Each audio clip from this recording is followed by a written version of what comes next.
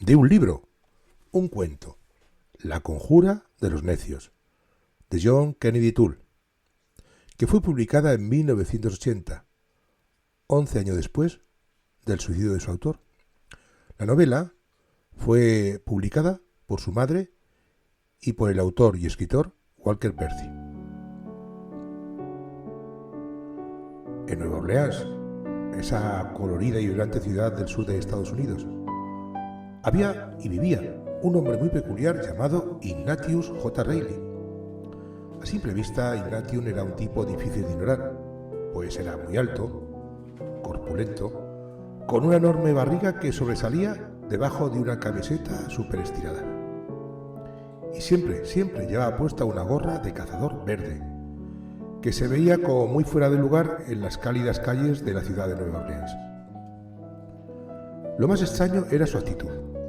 Ignatius caminaba por la vida, convencido de que era un genio incomprendido, una mente brillante atrapada en un mundo que no comprendía su grandeza.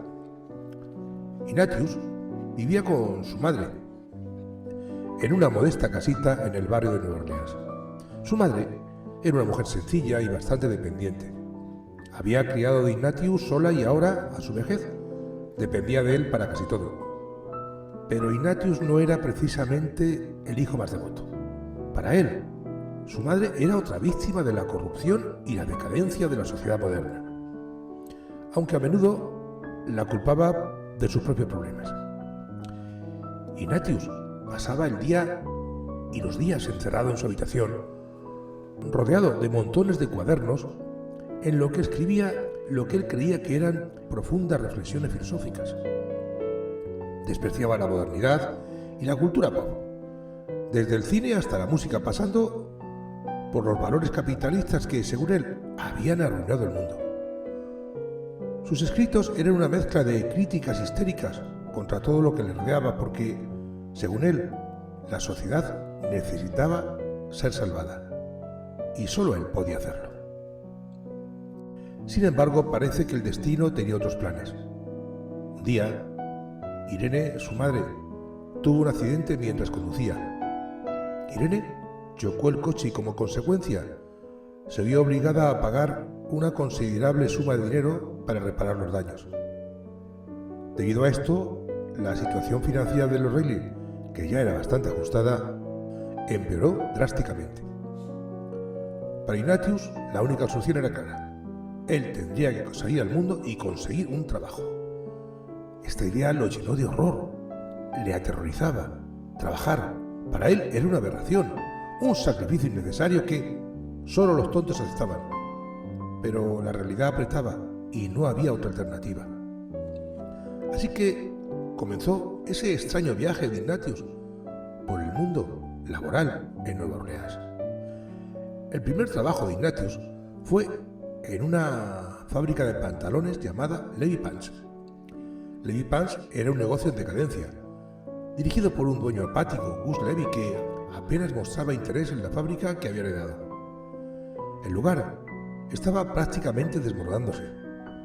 Los trabajadores estaban muy desmotivados y la organización de la fábrica era caótica. Era el lugar perfecto para Ignatius, o al menos eso parecía. Ignatius fue contratado como empleado administrativo y su deber era ordenar los archivos, asegurándose de que los pedidos se procesaran correctamente. Pero, como era de esperar, en este lugar, a trabajar, Ignatius entonces decidió revolucionar la fábrica. Desde el primer día empezó a redactar una carta a uno de los principales clientes de Levi Pants, insultándolo y sugiriendo que el cliente debía quemar todos los pantalones que la fábrica había enviado. Para él, estaba haciendo un favor al mundo, liberando a la sociedad de lo que él consideraba una moda vulgar y capitalista. Pero eso no fue suficiente para Ignatius. Al poco tiempo, decidió que los trabajadores de Levi Pants debían rebelarse contra sus superiores. Los convenció para organizar una especie de revuelta. Se imaginaba como un gran líder revolucionario liderando a los oprimidos. Sin embargo, la rebelión fue un completo fracaso.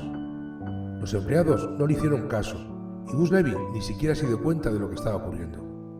Al final, Ignatius fue despedido después de crear más caos que ayuda en la fábrica. Después de este desastre en la fábrica de pantalones, Ignatius seguía necesitando trabajo y buscó otro, porque su madre estaba cada vez más angustiada con la situación económica y le insistía en que debía hacer algo para ayudar a pagar las facturas. Desesperado y sin muchas opciones, Ignatius aceptó trabajar como vendedor ambulante de perritos calientes para una pequeña empresa local. Ignatius odiaba este trabajo más que cualquier otro. Tenía que empujar un carrito por las calles de Nueva Orleans y vender perritos calientes a los transeúntes. Pero, en lugar de vender, Ignatius se dedicaba a comérselos. Era un desastre total como vendedor. Además, decidió sabotear su propio empleo. Aparcaba el carrito en lugar donde sabía que no vendría nadie, como enfrente de una fábrica de ropa donde los trabajadores ya tenían su propia comida. Ignatius deseaba interactuar con la gente y los pocos clientes que se acercaban a comprar lo encontraban insoportable. A menudo los insultaba o les daba discursos sobre cómo el mundo estaba condenado.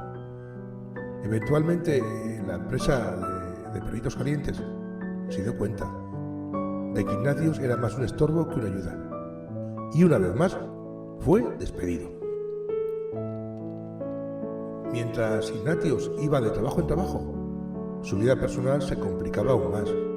Su madre comenzó a socializar más con sus vecinos y a frecuentar los bares locales, lo que a Ignatius le molestaba profundamente. En particular, su madre se hizo amiga de un policía llamado Oficial Mancuso, quien había estado investigando a Ignatius desde el principio de la historia, sospechando que su comportamiento extraño escondía algo oscuro.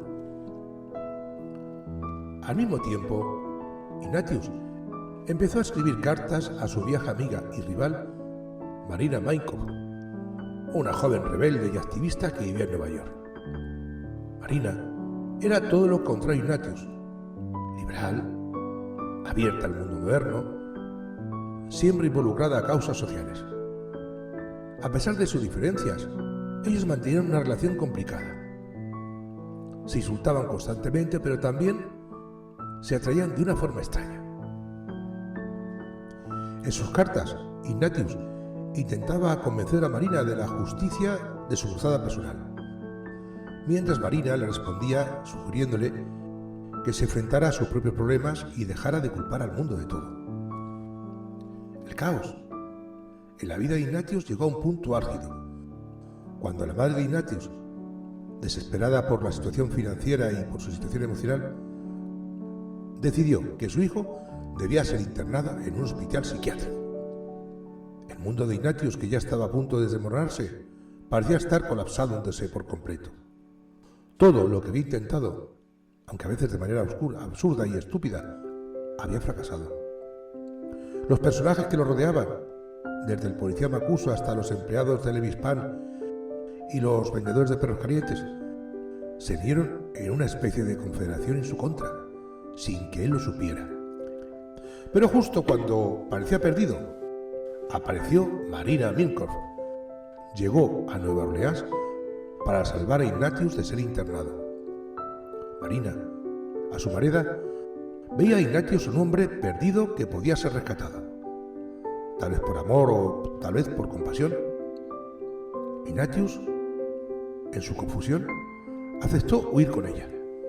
Los dos dejaron la ciudad y rumbo a un destino incierto, pero con la promesa de que tal vez la vida de Ignatius cambiaría gracias a Marina.